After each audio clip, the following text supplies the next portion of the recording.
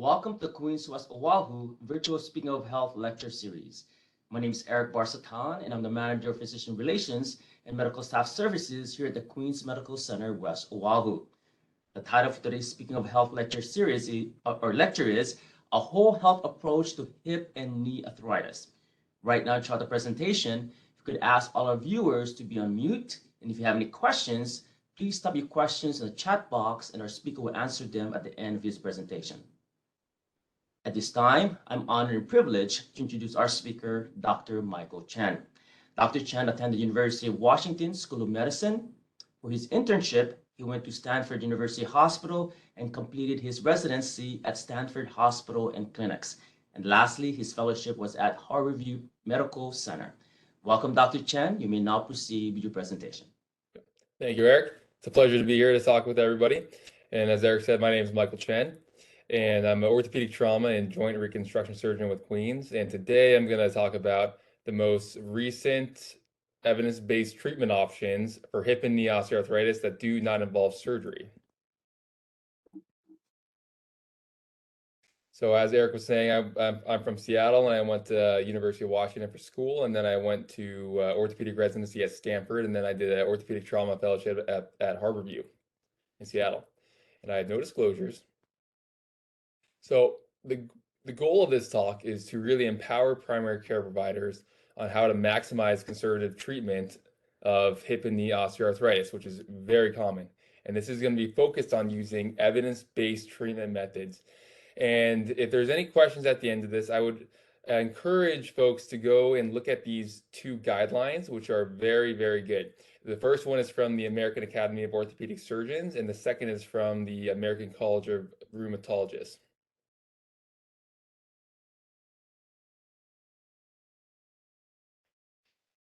So hip and knee osteoarthritis is becoming an epidemic, as everybody knows. And as the population ages and gets bigger, it's expected that in the US alone by 2040, there's going to be an estimated 78 patients living with osteoarthritis, which is a lot. It's important to note that osteoarthritis is a spectrum of disease, and the x-rays do not equal the symptoms. So take the x-ray on the right, okay? This is terrible osteoarthritis as far as the x-ray is concerned. But this patient could be fairly well functioning with minimal symptoms, whereas the patient on the left has a more benign radiograph, but could be more symptomatic in terms of how much their arthritis is affecting them. So it's important to treat the patient and their symptoms and not just the radiograph. So the first recommendation that I would encourage everybody to do is to educate patients, as I'm sure you all are doing. And there's strong evidence that patient education improves symptoms and improves function. And this is educating them on what osteoarthritis is, what wear and tear of cartilage is, what treatment options are, and just kind of the natural history of the condition and what to expect.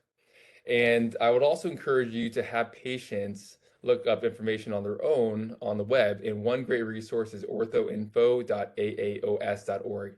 And this is a website put out by the American Academy of Orthopedic Surgeons and is very informative for patients.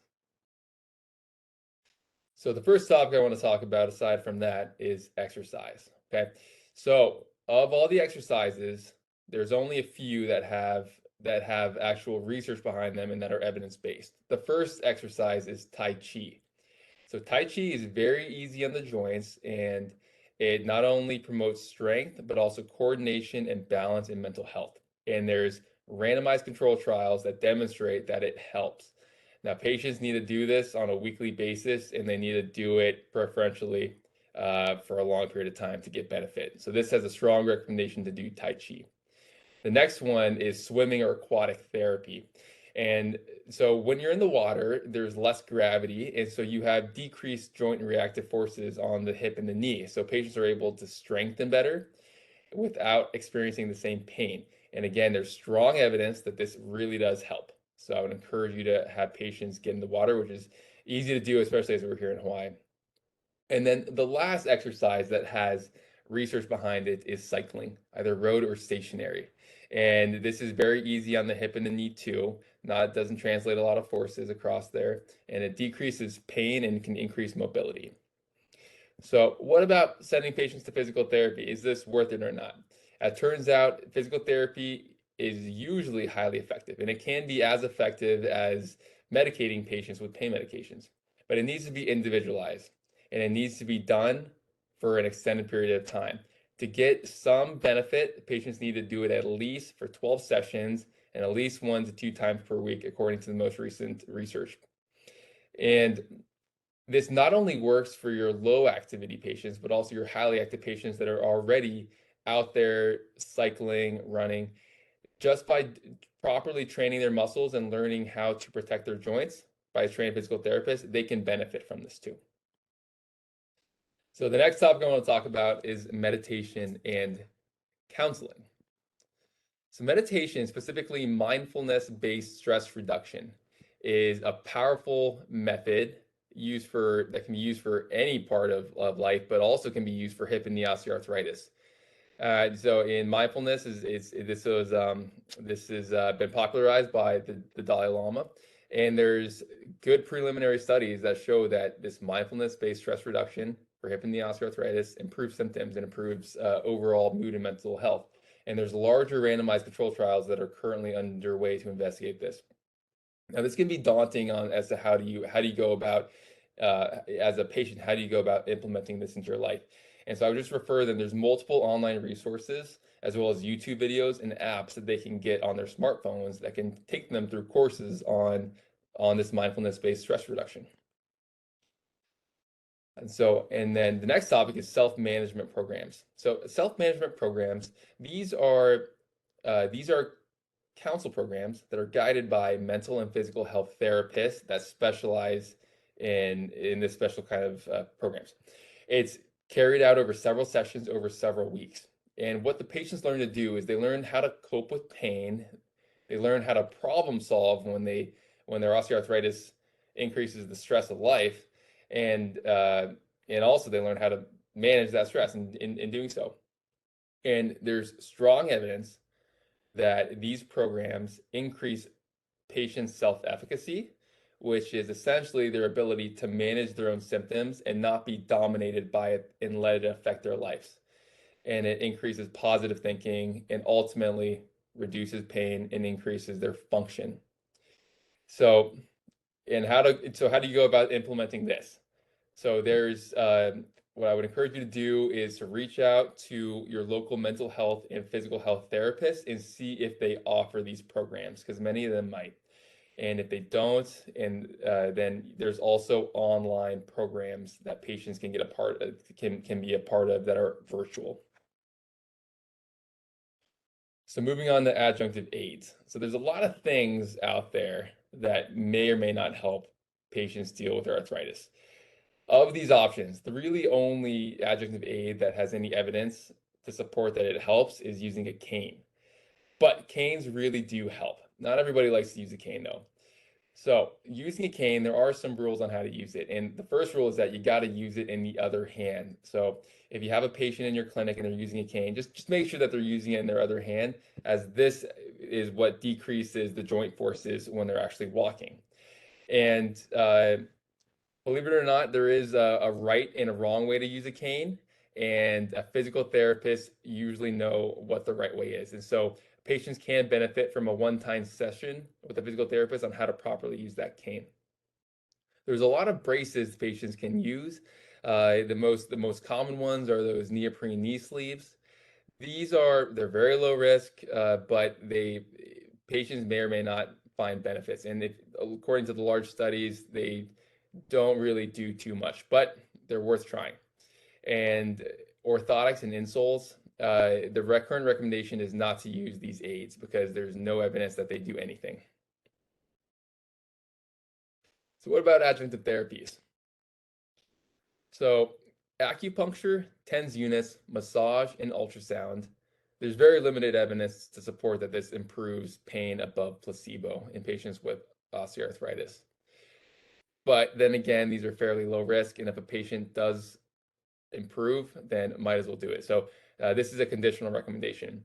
One newer therapy that is gaining recognition is red light therapy or low level laser therapy.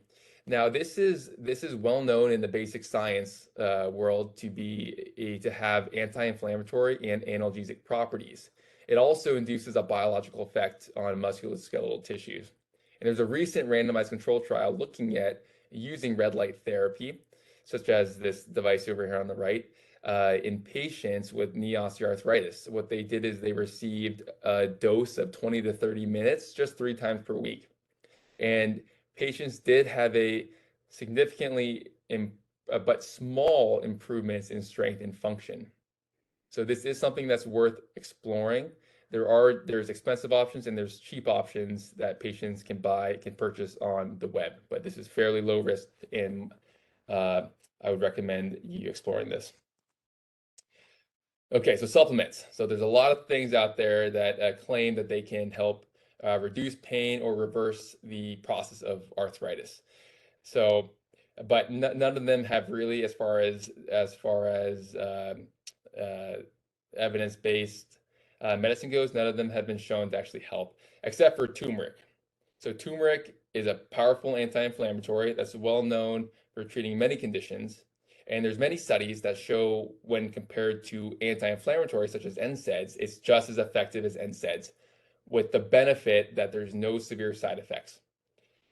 Now, the issue with turmeric is that there's no dosing that is known on what is optimal to treat arthritis.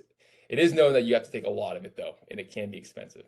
So turmeric is worth trying if you can tolerate taking large amounts of turmeric, and it can be beneficial.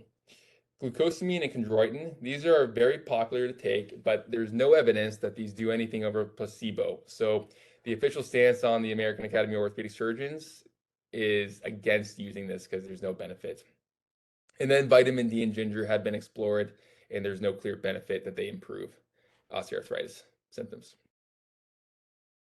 Injectables, also a lot of things that you can inject. The first one is corticosteroids. So corticosteroids are generally safe when injecting into the hip and the knee. And based on a large Cochrane review looking at knee osteoarthritis that received steroid injections, they did improve, but it was pretty marginal over the placebo group. So it was 44% improved with a steroid injection versus 31% improved over a placebo saline injection. So the effect is small, but it does seem to help, and it's fairly low risk. The same is true for hip osteoarthritis. There's moderately good evidence that there's improvements, but it's only in the short term, less than 12 months. And then also, there's been many news articles that have raised the issue of, does injecting corticosteroids into a hip or a knee, does it cause the arthritis to accelerate, and does it cause patients to become more symptomatic? And a recent large study looked at this from Australia. They used a large Australian registry, and they compared patients with osteoarthritis who got steroid injections versus those that got hyaluronic acid injections, which is that lubricant that does not, where there's not that concern with this. And both these patients groups that got either injections, they had similar progression of osteoarthritis on radiographs. So I think in the end, it's unlikely that injecting corticosteroids every now and then has a meaningful effect on osteoarthritis progression as far as radiographs are concerned. And so I would not worry about this if patients ask about it. It's important to note steroids are not very effective for advanced osteoarthritis on radiographs. And if they do obtain a benefit, it's probably temporary, only for a few days. So I think steroids are worth doing because they're cheap and they're fairly safe, but they might not last that long. Hyaluronic acid injections are also quite popular.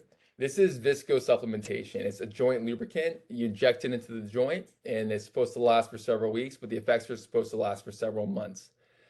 Looking at all the large studies where they inject patients with and without this and with saline, there's no evidence that it's better than just injecting saline. But we do know that some patients still do benefit from these injections. The exact subgroups, however, are currently unknown and further investigations are underway, but it's likely patients with minimal arthritis compared to patients with severe arthritis who will benefit from this. It's fairly low risk, but it does tend to be more costly compared to corticosteroids.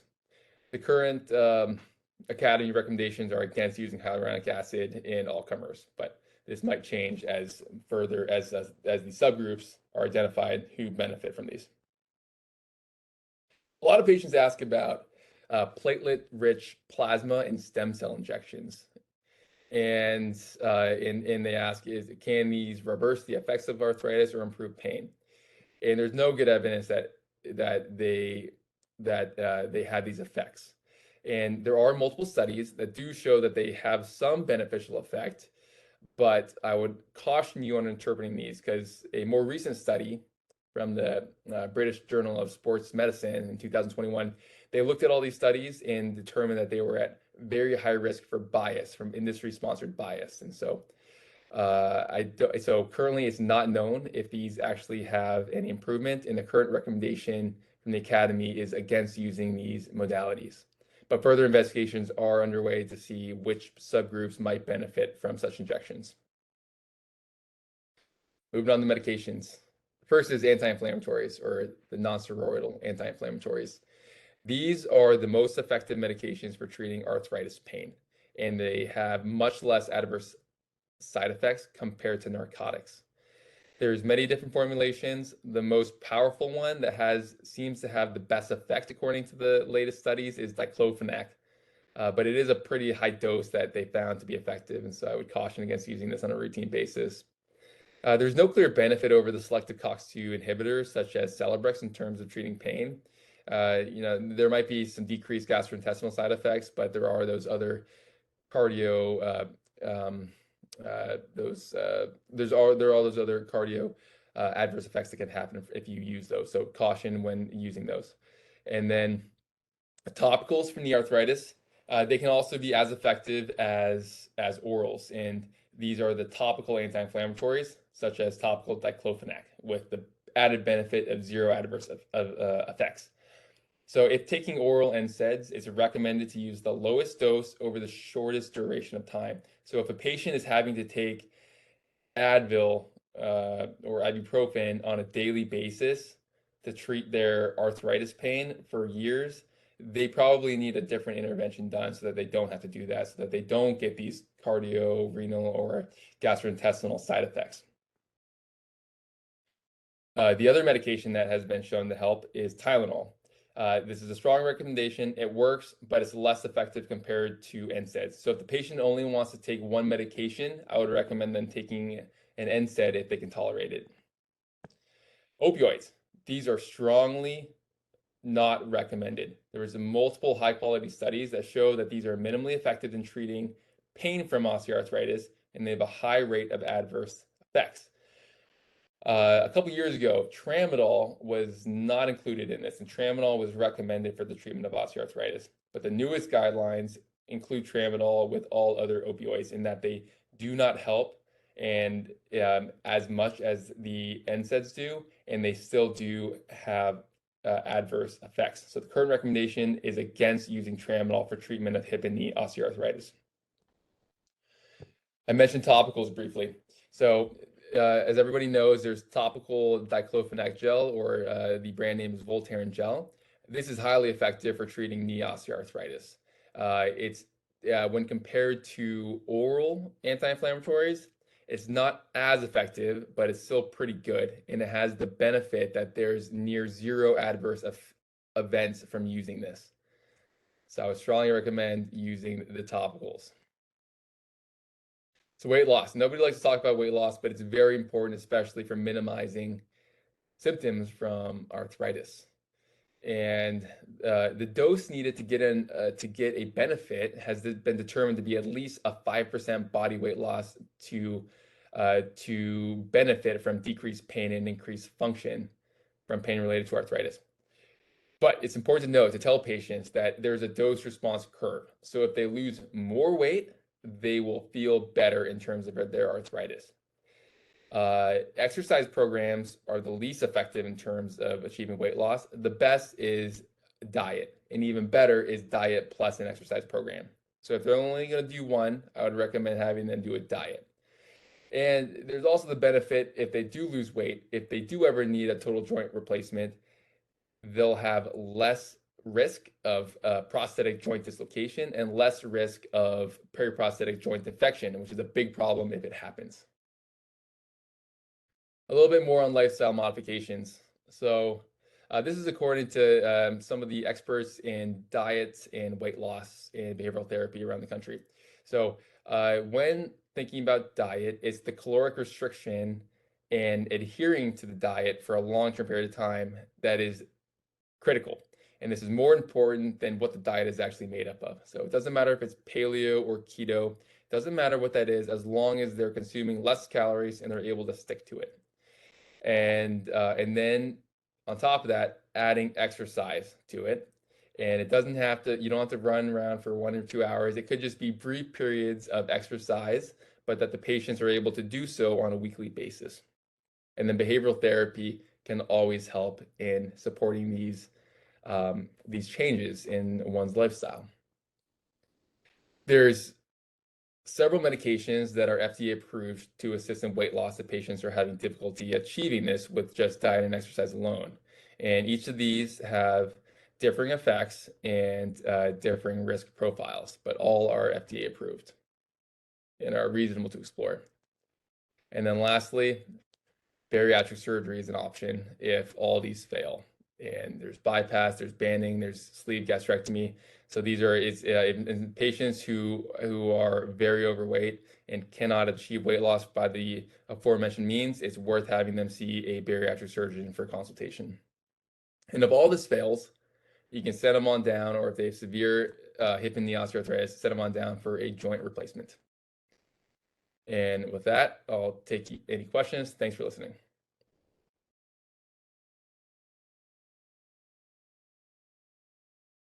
All right, very good. Thank you so much, Dr. Michael Chen.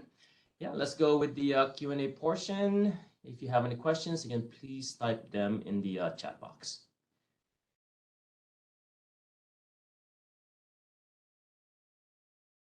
Questions? Okay, well, if no questions, then that concludes our Speaking of Health presentation for February. At this time, I would like to ask all of you, our virtual audience, to please complete the evaluation. Information on your screen. Again, simply scan the QR code on your screen using your smartphone to complete the evaluation, or click the URL in the chat box. We'll give you a few moments.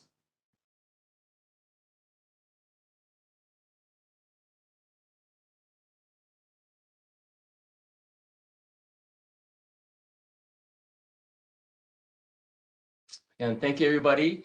The Queens West Oahu Virtual Speaking of Health Lecture Series is the third Thursday of each month at 12 noon to 1 p.m. And please join us for the next lecture, which is scheduled for Thursday, March 16th. The topic will be chest pain causes and conditions. And our speaker will be our cardiologist, Dr. Kevin Salire. So look out for the announcement soon, and which will include the registration information. We hope to see you then, and feel free to share or forward information to your friends, family, colleagues, and anyone you think may be interested. On behalf of our QHS EVP and COO, Darlita Chadwick, West VP Robin Kolilani, and our Chief Medical Officer, Dr. Ronald Kuroda, and the entire Queens Medical Center West Ohana, mahalo nui lua. Thank you very much for joining us today. Until next time, please take care and always be safe.